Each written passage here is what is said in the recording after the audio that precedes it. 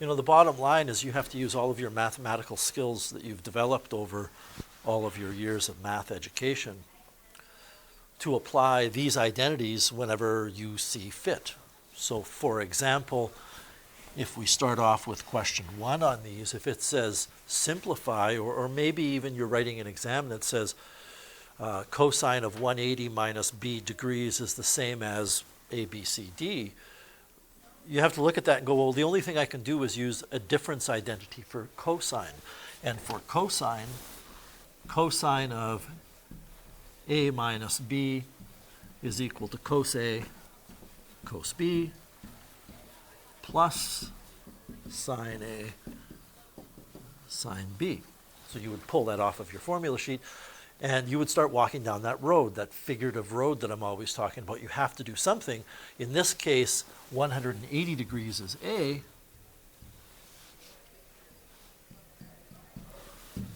and B is B. So we put those things in, and you get cosine of 180 degrees, bless you, cosine of angle B, plus sine of 180 degrees, sine of B. And this is, again, what I mean by using all of the things that you've previously learned. You should know. I mean, I'm not saying it should just be obvious just by looking at it and you have it. You should know, however, that cosine of 180 is a value that you can figure out. I mean, you could use your calculator, I suppose, but cosine of 180 degrees on the unit circle is the x-coordinate at 180 degrees, which is -1.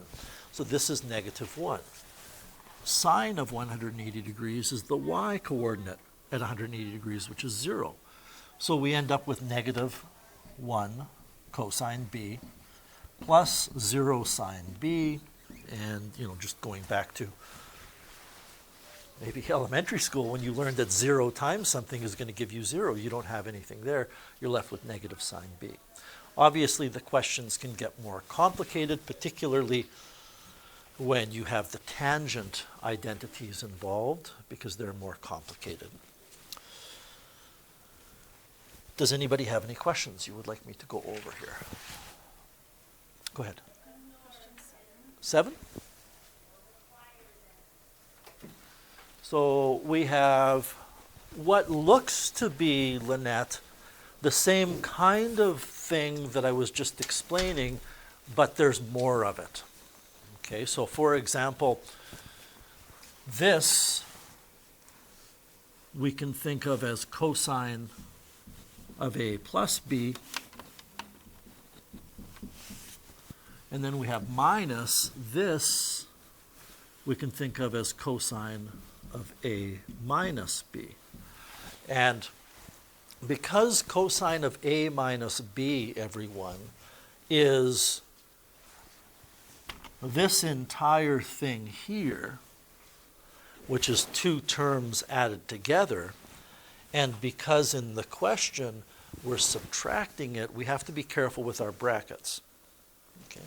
So what is cosine of x plus pi over 6? It's cosine x cosine pi over 6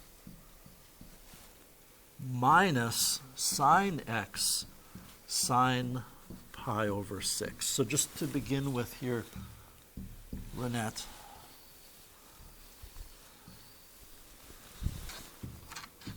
are you fine with that being what cosine of x plus pi over 6 is equal to? Okay, so now minus, and then I'm going to have the same thing with cosine of x minus pi over 6, which will be cosine of x, cosine of pi over 6. But because it's a difference for the argument of the cosine, the identity is the sum. And we're going to have sine x sine pi over 6. And this is what I mean by paying attention to the subtraction of the second term. Because if that's all you did, and you look at this, everybody, you would say, I have negative sine x sine pi over 6, and I have positive sine x sine pi over 6. You might think that they're gone, but that's not the case, because we have to subtract it.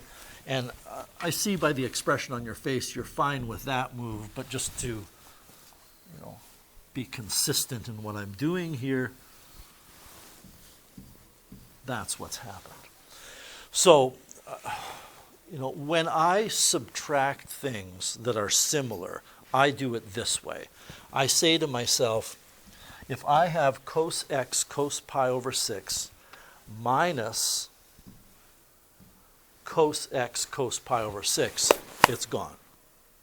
Then what I do is I say I have negative 1 sine x sine pi over 6 minus sine x sine pi over 6.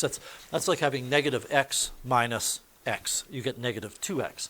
So what I end up with here is negative 2 sine x sine pi over 6.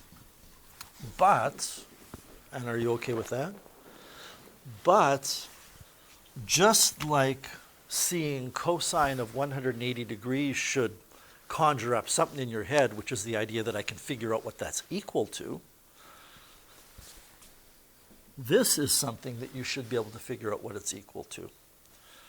And it's equal to a half. Now, I went through some thinking in my brain, but when I look at the unit circle, when I look at the unit oval,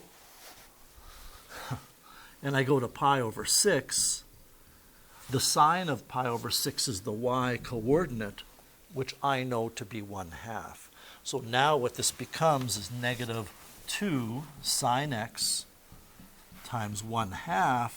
So it happens to be negative 1 sine x, because negative 2 times a half is negative 1, or I suppose you could just think of it as being that the 2 cancels on the top and the bottom there. So it's negative sine x.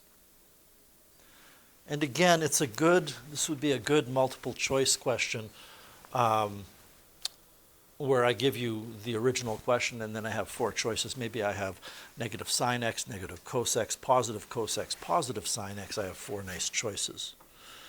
If it turned out, and I'm going to turn the tables here and just imagine that we came to a different conclusion here. Well, let's say that it was pi over 3 up here instead of pi over 6. Then at the bottom, what you would end up getting, if the question were different, you would get that. And this would be root 3 over 2. And you would end up with negative root 3 sine x. And I could maybe turn it into a numerical response question, where I tell you that it's equal to negative root a sine x. What is the value of a? And the answer is 3. Is that okay, though? Okay. Other questions? Yeah. Number 5. So this is similar to an example we did in class. I'm going to I think, make it a little easier on our brains. I'm going to not use x and y. I'm going to use a and b. Because at some point here, I'm going to be making reference, Janessa, to x, y, and r for an angle. And I don't want to have to use x, y, and r for an angle that's called x. Do you understand the problem that we could have here? Okay. So sine of a is 3/5. Sine of y, which I'm going to call sine of b instead of y, is 7 over 25. And you're asked to find cosine of x plus y. So first of all, maybe the difficulty a student would have with this question is not even understanding what it's asking. It's asking to demonstrate that the cosine of the sum of the angles is 3/5. In other words, I view this, and the question becomes the following.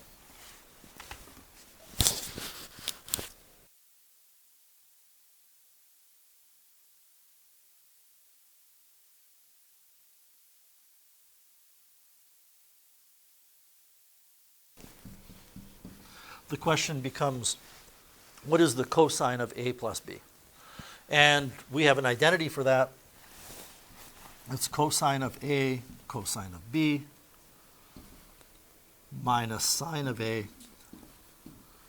sine of b.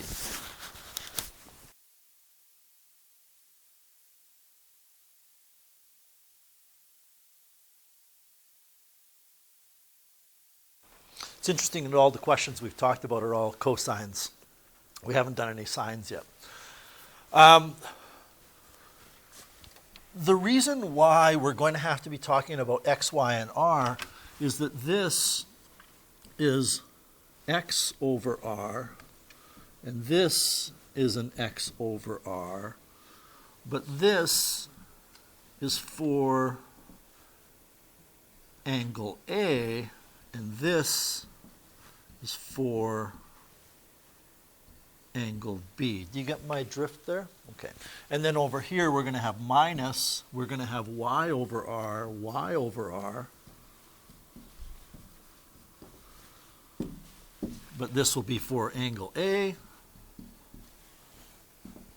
and this will be for angle B. And by the way, I'm kind of writing all this to be in teaching mode, but this would be a really good way to communicate on a written response what it is you're doing. It's nice and organized. The only issue we now have is determining all of the x, y, and r, and going back to the previous unit, we have to remember, wait a minute, are we in the right quadrant, or is x positive, is x negative? We have to ask ourselves these questions. And they're both acute angles. An acute angle is an angle less than 90 degrees, and I've always remembered that by, oh, it's a cute little angle. It's a little angle, okay? So that means x, y, and r, well, x and y are positive. R is always positive, but I'm going to throw that in. So we would use the fact that this is x and this is r, and we can have x squared plus y squared equals r squared, which gives me 3 squared plus y squared equals 5 squared.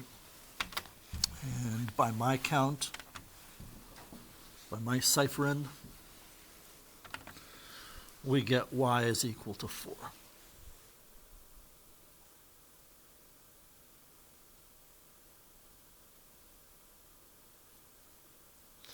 Do you have a question at this point, Janessa? Wouldn't 3 be y? Thank you. We're trying to find x, of course. 3 is y. Okay. My mistake. It's not like it's the first one I've ever made. And that means we're going to get x equals 4. Good? Okay. Down here, we're going to do the same thing. These were both signs, so this is y over r. I won't repeat my mistake. So I'm not going to rewrite x squared plus y squared equals r squared. I already have it up there once. I'm going to get x squared plus 7 squared equals 25 squared. For some reason, I forget my common Pythagorean triples, but I think that's a 24. For some reason, 7, 24, 25, yes, strikes me as a Pythagorean triple. A Pythagorean triple, you should know, is just a triplet of numbers that are exact values for a Pythagorean theorem, 3, 4, 5, etc. So now what we have to do is be very organized in our thought, and I'm going to go full screen here so I can take a look at everything.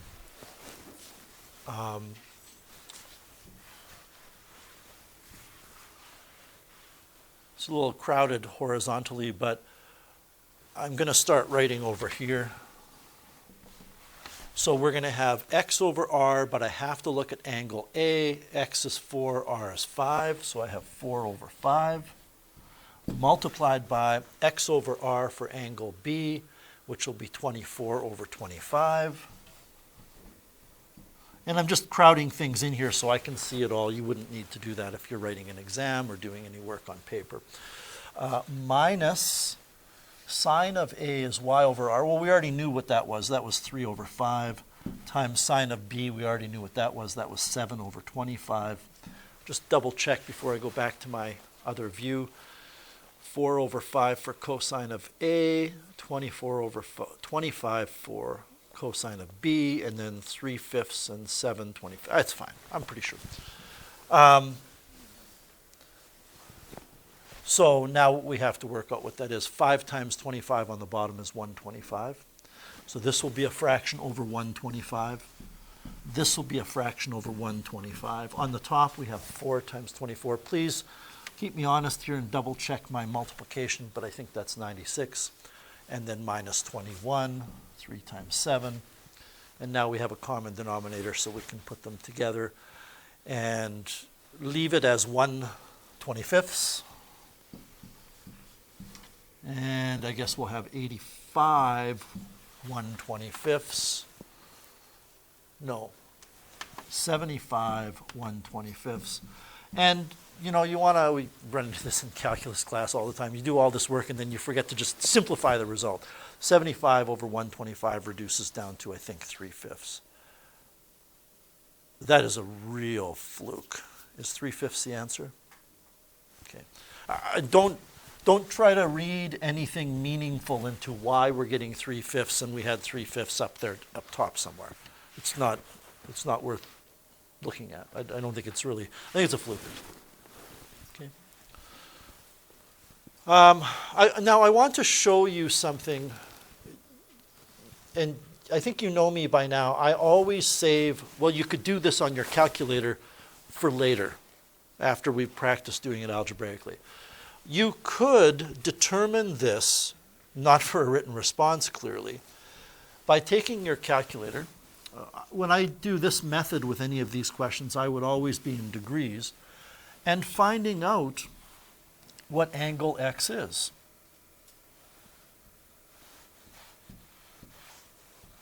And I don't even need to worry about reference angles or quadrants here. They're all in quadrant 1, so that's angle A. I'm going to store that as angle A. And angle B, inverse sine of 7 over 25, I can store that. I don't actually need to store it because I'm about ready to get my answer here. We want to find cosine of the sum of those angles.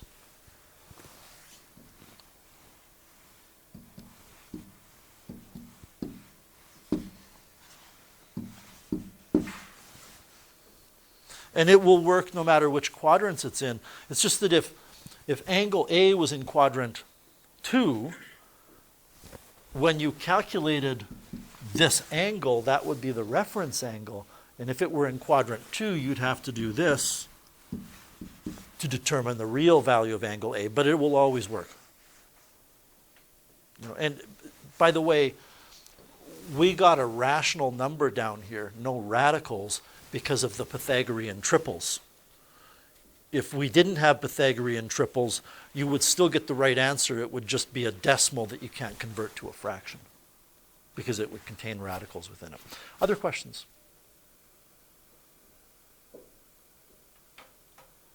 Yep. Good.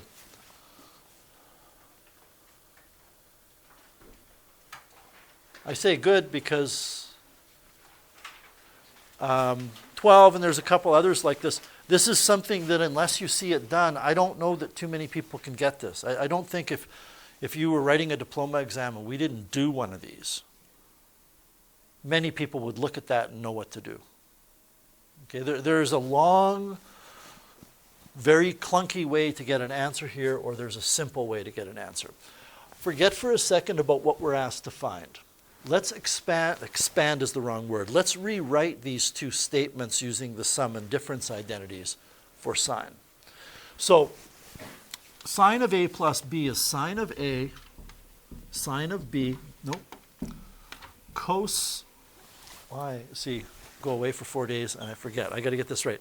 Sine of A, cos of B, okay, plus cos of A sine of B. Yes? Okay, good. This is equal to 0.75.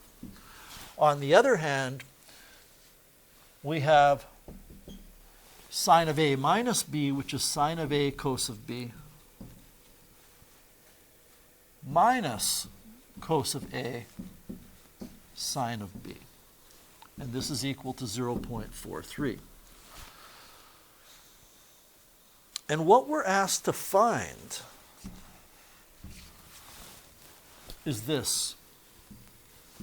I mean, it's written a little bit backwards, But sine of b times cos of a is the same as cos of a times sine of b.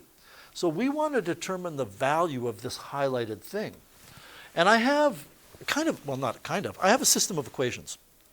The only problem is right now if I were to add those equations, the thing I want to find is going to disappear. Right? I want to find the value of this, and currently I have one of them and a negative one of them. But I want to find out what that thing is equal to. Well, what I'm going to do is multiply the bottom equation by -1, making this negative, this positive, and this negative, and then I'm going to add the two equations. For those of you that want to, you can think of it as me just subtracting the two equations before I change the signs on the second. But I don't like subtracting when I'm doing systems of equations. I end up with 2 times cos A sine B equals 0.32. Pretty sure. And the thing that I'm trying to find is currently multiplied by 2, so I can divide both sides by 2 and get an answer of cos A sine B equals 0.16. Can we confirm that 0.16 is the answer? Okay. We don't have a very long lesson today, so I want to go through a way that you could power through and find the answer here. And it's a little bit more work, but I think even though it's a bit more work, it's maybe more straightforward. This is a clever kind of approach that I don't know if the question were a little bit different. I don't know that it would occur to you to do this. Okay? So what can we do instead? Well, what we can do, and I'm going to be doing a lot of work on my calculator here and storing a lot of things. First of all, it doesn't tell you where any of the quadrants are. But it shouldn't matter, okay, because we're finding a trigonometric ratio. What I'm going to do is find A plus B. A plus B will be the inverse sine of 0.75. Okay? And I'm also going to find A minus B, which will be the inverse sine of 0.43. And this is clunky, but it's not actually that difficult. You could work in radians if you want to, but my question would be, why would you want to?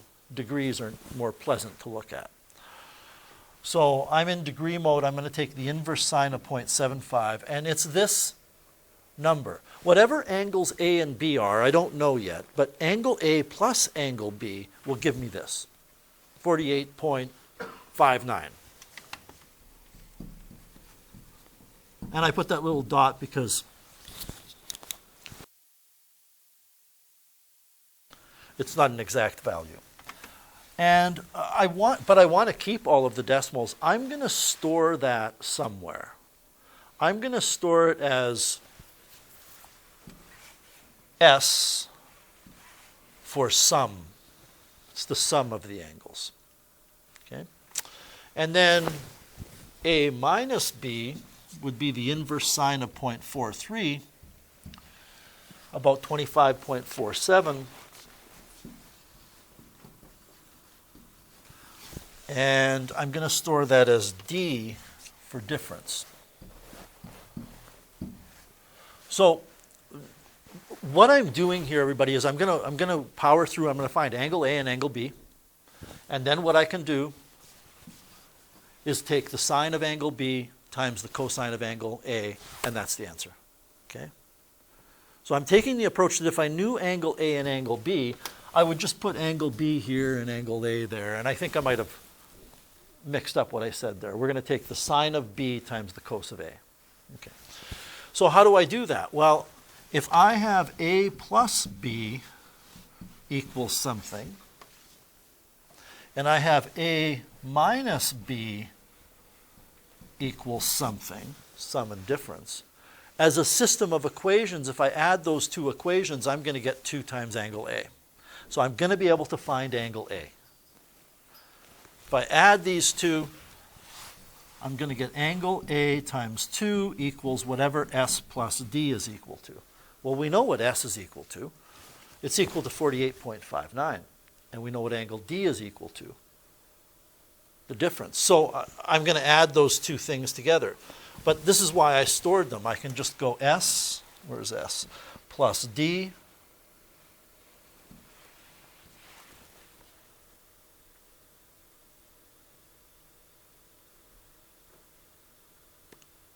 Did I not store angle S?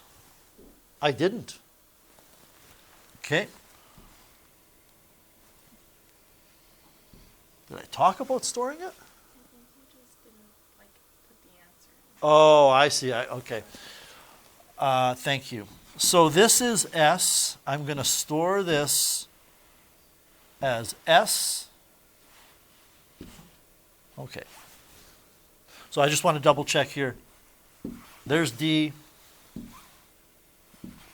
There's S. Okay. We need to take S plus D. Okay. S plus D is 74.05.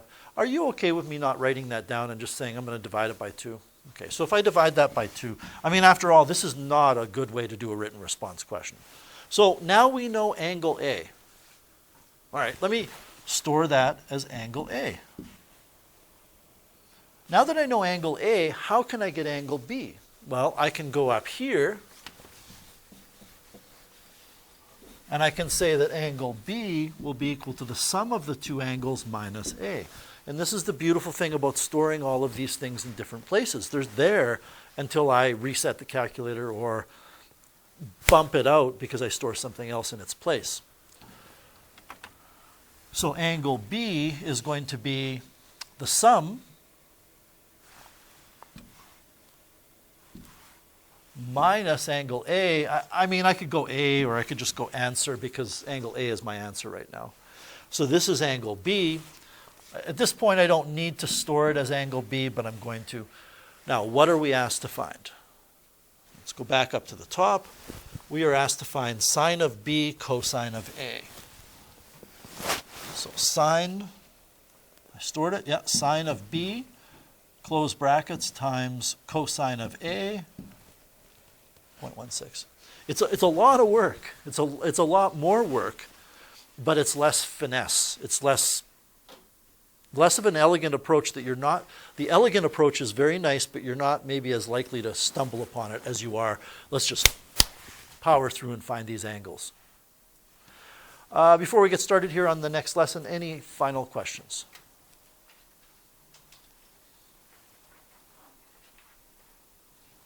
All right. So we are looking now at the second part of 6.2. 6.2 dealt with the sum identities, difference identities, and double angle identities. So today we're looking at the double angle identities. The double angle identities for the three primary trigonometric ratios are sine of 2 times an angle is 2 times sine of an angle times cosine of an angle. You are going to see that a lot, not the identity. You're going to run into a lot, and especially in calculus, you're going to run into a lot 2 sine x cos x. There's just one angle, and it's equal to sine of 2x. The cosine double angle identities, there are 3 of them, and I'll talk about why there are 3 in a bit.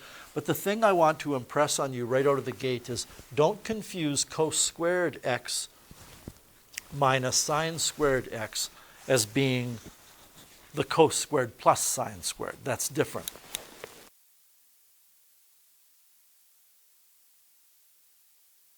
And the tangent, just like the sum and difference identities for tangent, I couldn't tell you what they are until I see them, is more complicated. Why are there 3 cosine angle, double angle identities? Well, if you start off with that, cosine of 2 times an angle equals cos squared minus sine squared, you can use the Pythagorean identity and rearrange that Pythagorean identity for sine squared of x and put that in here. Sine squared of an angle is equal to 1 minus cos squared, so what we end up with is a new identity, cosine of 2x. I keep saying x, it doesn't matter what the letter is, equals cos squared of the angle minus 1 minus cos squared of the angle. That's going to give you 2 cos squared minus 1. You have cos squared minus negative cos squared, which gives you 2 cos squared. And you could do the same thing by replacing this with 1 minus sine squared, and what you would end up with is 1 minus 2 sine squared. So we have 3 different ways to treat cosine of 2x, or cosine of 2 alpha, or cosine of 2 theta. And which one you choose will often make your work quicker. Choosing one in walking down that road will get you to the destination quicker than choosing any of the other 2 usually. So let's take a look at some examples. Write each expression as a single trigonometric expression. 2 sine 15 degrees cosine 15 degrees. Well, that's equal to sine of 2 times 15 degrees. The double angle identity for sine says sine of 2 theta, I'm just using different variables here, sine of 2 theta equals 2 sine theta cos theta. This is just like what we were doing on Thursday of last week, where we're recognizing that this is similar to this. Specifically,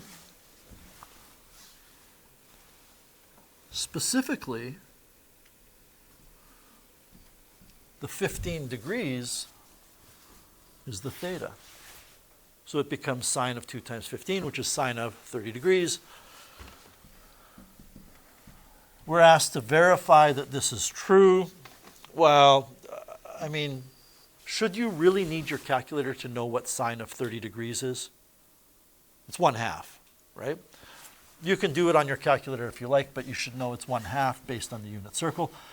I want to just show you something. Sine of 15 degrees is an irrational number. Whoops. Sine of 15 degrees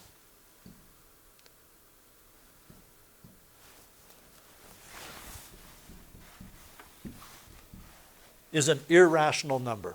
I mean, that's not a proof of it, but if your calculator can't convert it to a fraction, it's irrational. So there's square roots involved there, or maybe cube roots, who knows? Cosine of 15 degrees is also irrational. But if you take 2 times the sine of 15 degrees times the cosine of 15 degrees, guess what? It's a rational number, and it's equal to sine of 30. Okay. 1 minus 2 sine squared of 20. You should recognize that as being, I'll pull up my formula sheet here. You should recognize that as being one of the double angle expressions for cosine of 2x. There it is near the bottom of the screen. Cosine of 2 alpha equals 1 minus 2 sine squared alpha.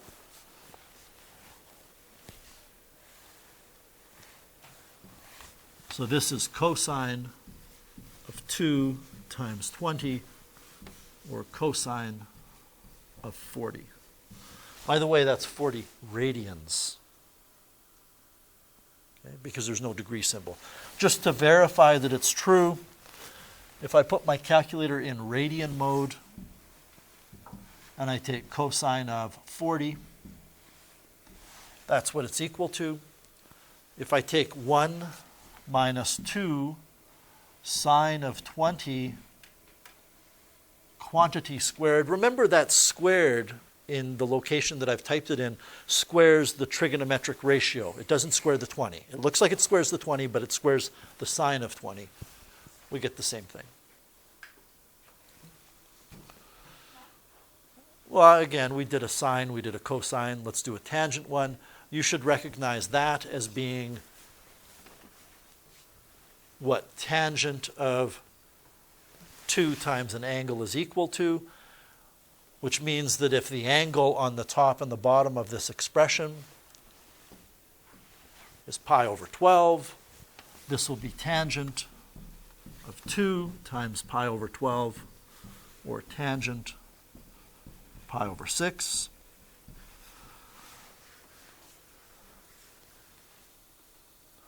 You should be able to determine tangent of pi over 6 without a calculator, knowing that on the unit circle, pi over 6 has an x-coordinate of root 3 over 2 and a y-coordinate of a half. So tangent of that angle is y over x, and that works out to 1 over root 3 when you multiply top and bottom by 2. 1 over root 3 or root 3 over 3. You could rationalize it, or you could just say, just like 1 over root 2 is root 2 over 2, 1 over root 3 is root 3 over 3. Okay? There's no way to do this directly on your calculator unless you wanted to use difference identities for tangent, because I believe pi over 12 is 15 degrees. And then you could say that it's tangent of 60 minus 45, but geez, we don't want to go down that rabbit hole. Just use your calculator. I'm just old school in how I would do this. I would calculate the bottom first. I am in radians right now. This is the bottom. Then I would take 2 tan of pi over 12 and divide by that. That's how I would do it. 2 tan pi divided by 12, and divide by my answer. And if I just check 1 divided by root 3, it's the same thing. The verification part here is just simply getting you to remember how to use your calculator properly. There's not much to it. All right. And then we have one last example. I believe there's just one more example. I think when you look on the next page, there's part C of it, and that's it.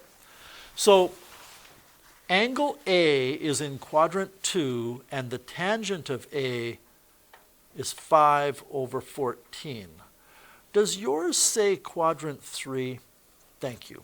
Because if A is in quadrant 2, I know the tangent there is negative because y and x are opposite. So I've got a typing mistake here on my version. I just want to fix this.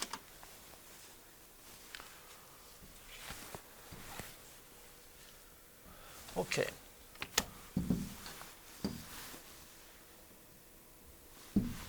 So tangent of an angle is y over x, which means that for angle A, y is 5, x is 14. Is that correct?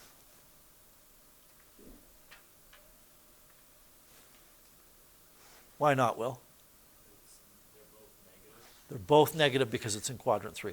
In that question we talked about earlier that somebody had asked about where angle A and B were acute, they were both in quadrant 1. We didn't have to give any thought to that.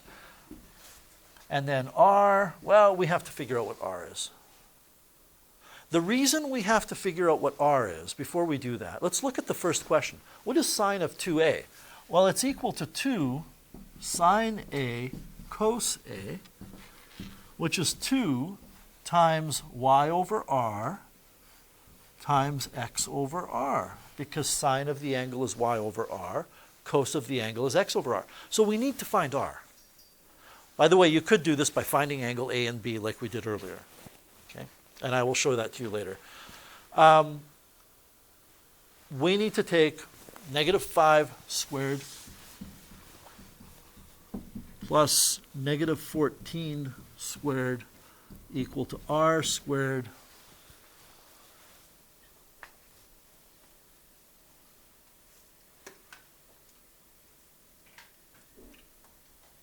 and Lynette, can you tell me what you get before you do any square rooting when you square it and add them? 221.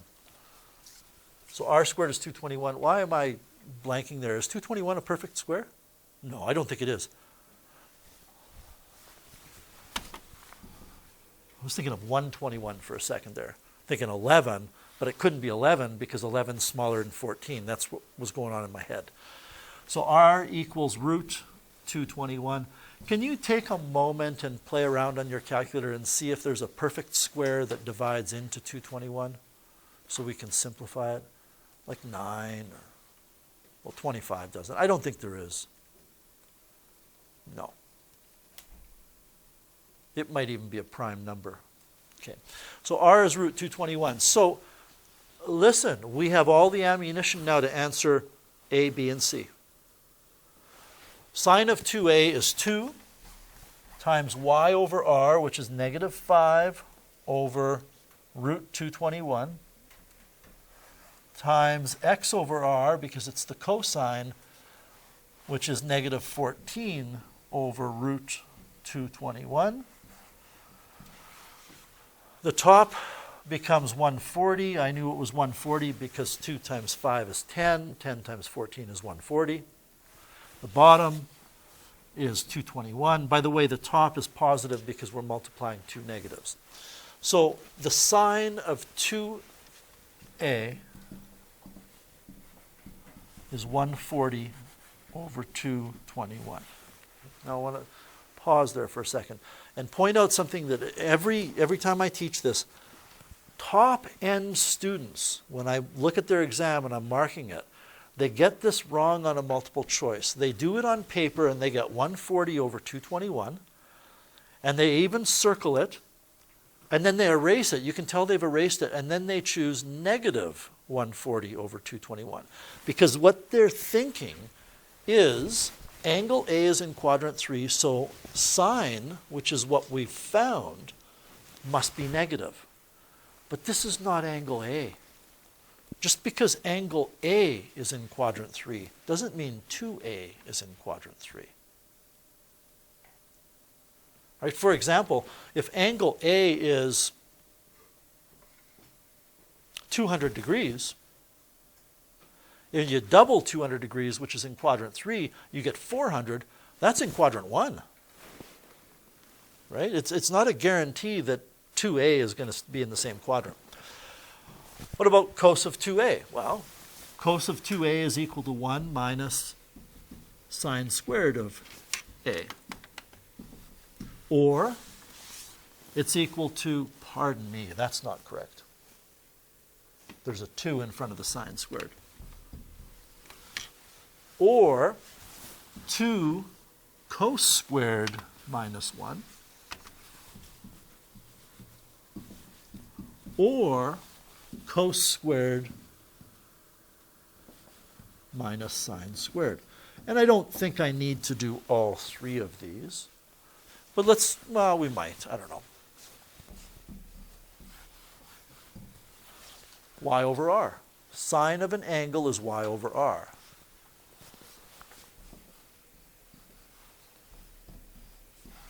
Was it negative 5 for y? Over 14. Okay. Let's just park this here. We'll come back to it. This is 2 times cos squared minus 1. It's not 14, is it? 221? Root 221? Thank you.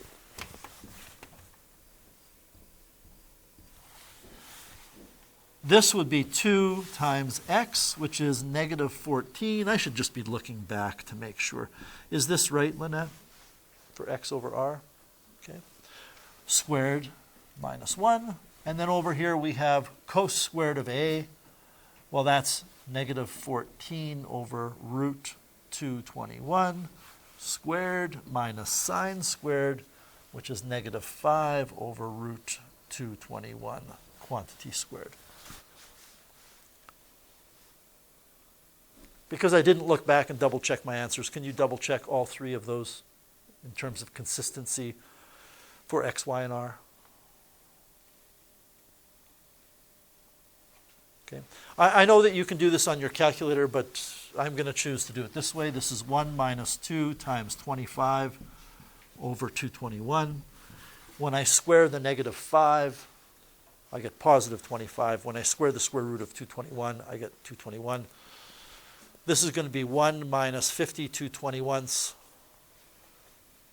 which is 171 over 221, but I want somebody to run this through your calculator to confirm that that's what you get.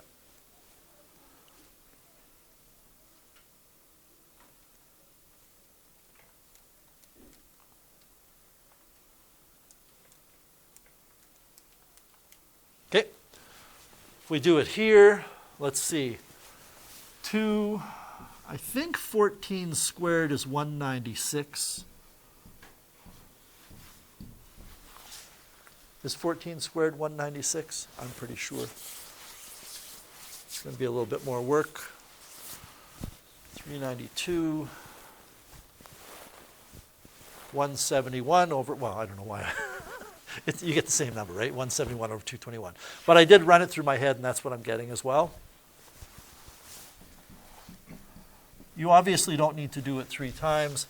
Here, what you're going to get is 196 over 221 minus 25 over 221. You're going to get 171 over 221.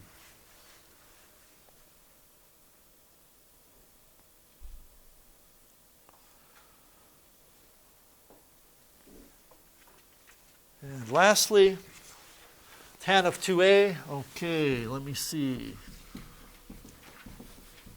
How am I doing so far with that identity? On the top, do I have 1 minus 2 tan a or 1 minus tan squared a? Or 1 minus 2 tan squared a?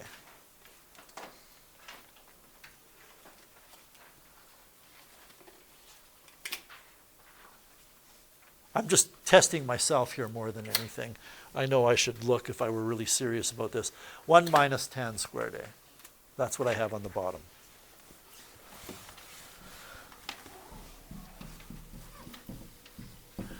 This one's pretty easy, actually, because you were told tan of a. Is my memory right on that it's 5/14 for tan of a? Okay. So we just put 5/14 in there.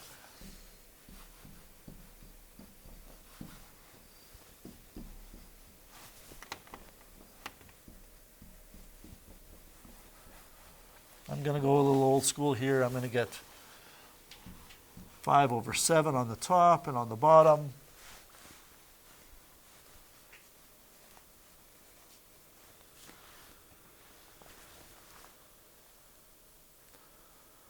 $171 over 196. You know, there comes a time where there's absolutely nothing wrong with you simply multiplying by the reciprocal if you just want to get an answer. I mean, there's nothing wrong with that. And my brain is full. I'm just going to double check a couple of things. 1 minus 25 over 196 is in fact 171 over 196. So 5 divided by 7 divided by, in brackets, 171 over 196.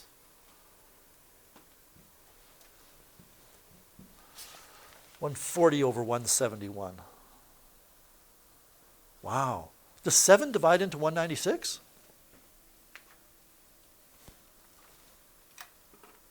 $28? Oh, okay. I didn't think it reduced down. So 140 over 171, that's our answer.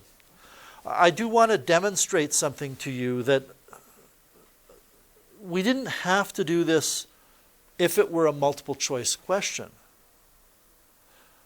Are we okay with getting 140 over 171? Okay. What we could have done, I'm just going to go back to the beginning, put my calculator in degree mode. Was the tangent 5 over 14? So inverse tan of 5 over 14 gives us a reference angle, but it's in quadrant 3, plus that will give me the rotation angle, because it's in quadrant 3. There we go. Times 2. Now I'm going to take the sine of it. And you get 140 over 221. You could do the same thing for cos of 2a and tan of 2a. So there's a way for you to just maneuver around on your calculator and get the right answer. Not a lot to this lesson. It's a pretty short lesson, and also not a lot to the assignment on page, I think it's page 17. I think I changed that. 5, 10, 11, and then on page, number 1 to 4 on page 17, and then in your textbook, there's a few questions in that section on page 306.